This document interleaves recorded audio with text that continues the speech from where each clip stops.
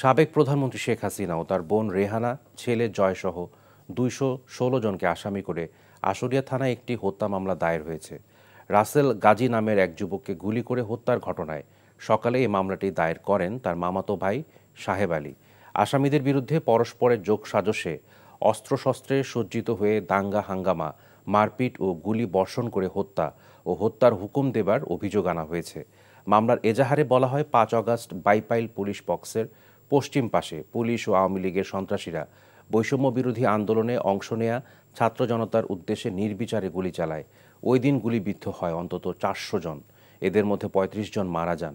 গুলিবিদ্ধ রাসেল গাজীও চিকিৎসাধীন অবস্থায় ওই দিন রাতেই মারা যান বলে এজাহারে উল্লেখ করা হয়।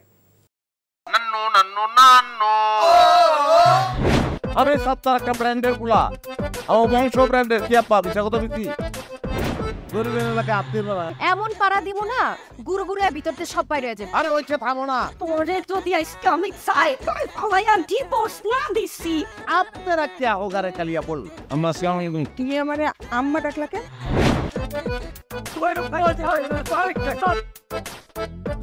তুমি আমাদের দাবি মানতে হবে মাগো তুমি গদ্দাল মাইয়া রে কোনদিন স্বামীর মুখ দেখাও না আমি আপনারে আমি দেখে নিব। হাতে লাগে বেতারে হাত ছাইরা দাও সোনার চাচারে।